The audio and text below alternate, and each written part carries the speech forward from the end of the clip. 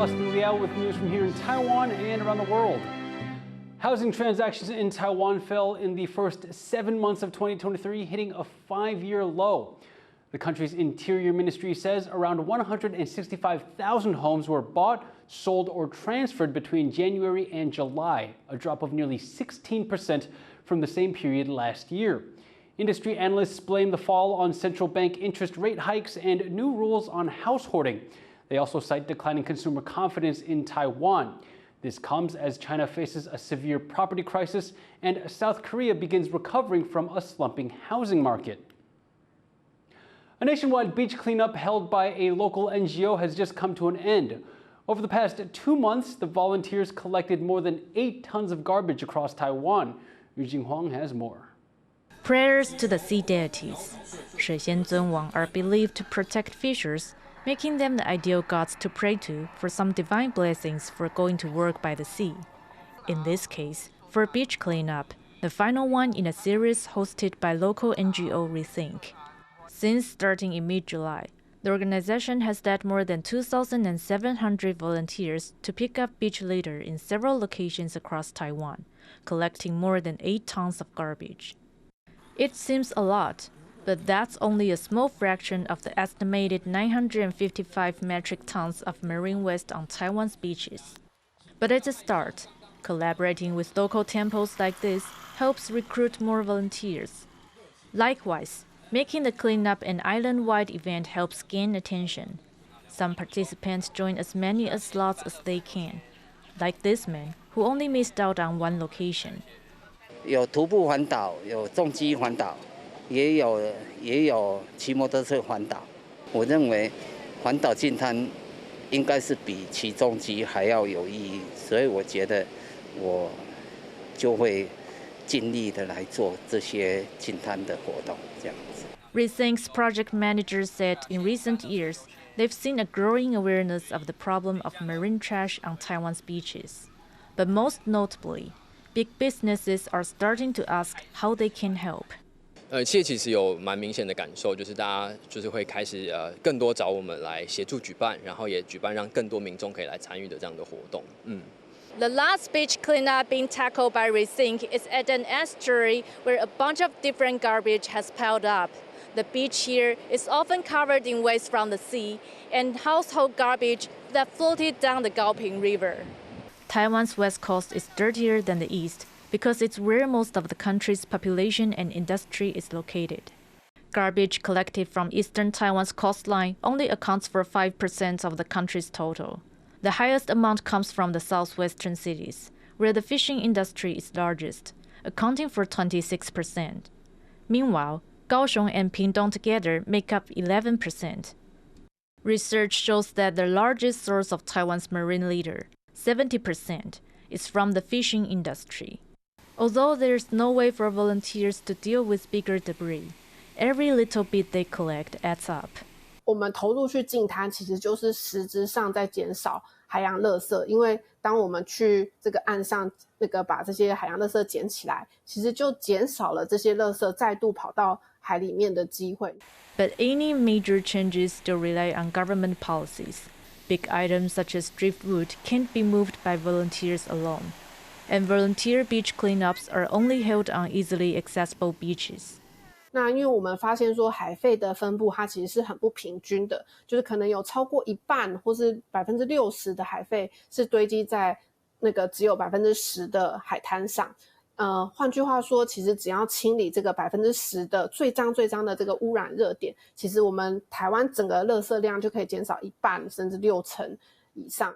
Research indicates that marine waste on Taiwan's beaches has been reduced by almost 33% over the past year, thanks to government efforts to tackle the issue.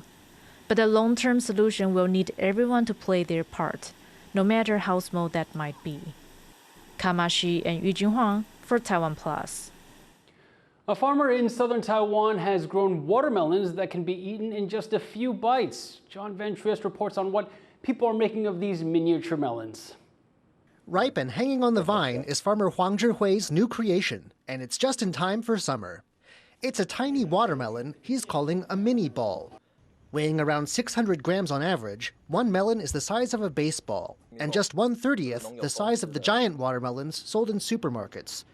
The choice to think small was a deliberate one.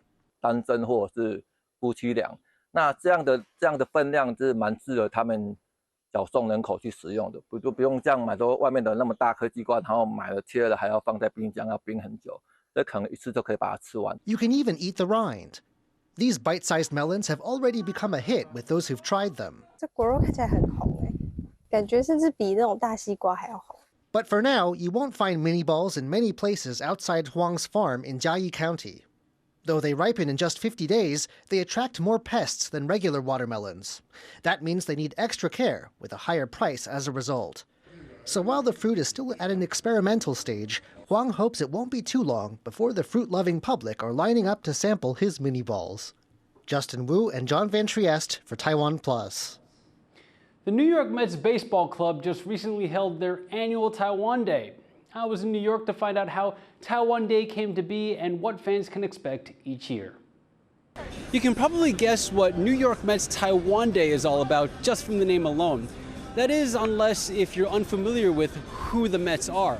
They're a Major League Baseball team from New York, and every year for the past 18 years, they've dedicated one game to celebrating Taiwan each season. The only year the Mets didn't celebrate Taiwan Day was in 2020, when COVID put a stop to events. In 2023, though, Taiwan Day continues as a proud Mets tradition. This is our 18th season to host Mets Taiwan Day. It was back in 2005 that we first started this event. So, how did this near two-decade tradition get its start? Back in the days, we were get in touch with a lot of community leaders. We tried to attract more fans around the communities in Queens or the tri-state area in general. So we thought creating those different heritage nights would attract more fans and then, get more tied into our community as well. And Taiwan Day has done its job attracting fans of Taiwan. It's a highly anticipated annual event for the community.